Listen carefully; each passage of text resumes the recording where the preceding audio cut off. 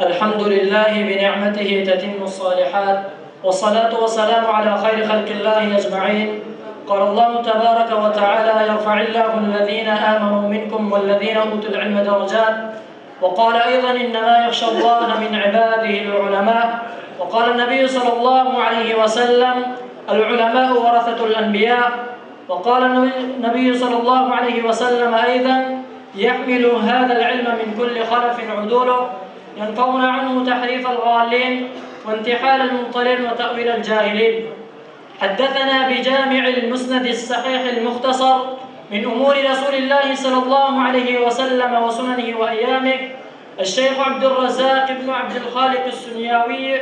أطال الله عمره مع العمل والبركة، وقد حصل له السماع والقراءة والإجازة عن الشيخ عبد المنان المينوي، عن الحسين أحمد المدني، عن القاسم، عن الشاه عبد الغني قال: أخبرني الشاه إسحاق الدهلوي عن الشاه عبد العزيز عن الشاه ولي الله الدهلوي قال: أخبرنا الشيخ أبو طاهر محمد بن إبراهيم الكردي المدني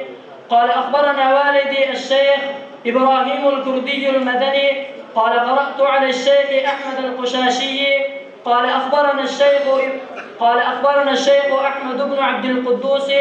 أبو المواهب الشناوي قال: أخبرنا الشيخ شمس الدين محمد بن أحمد الرملي عن الشيخ أحمد زكريا الأنصاري قال: قرأت على الشيخ الحافظ أبي الفضل شهاب الدين أحمد بن علي بن حجر العسقلاني عن إبراهيم بن أحمد التنوخي عن أبي العباس أحمد بن أبي طالب الحجاري عن السراج الحسين بن المبارك الزبيدي عن الشيخ أبي الوقت عبد الأول بن عيسى الهروي عن الشيخ أبي الحسن عبد الرحمن بن المظفر الداودي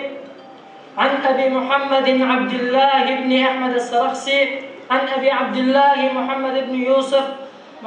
بن يوسف بن مطر الفربري عن مؤلفه أمير المؤمنين في الحديث أبي عبد الله محمد بن إسماعيل بن إبراهيم بن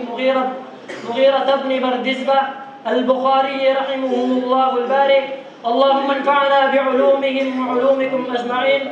آمين. أنه قال: باب قول الله تعالى: ونضع الموازين القسط ليوم القيامة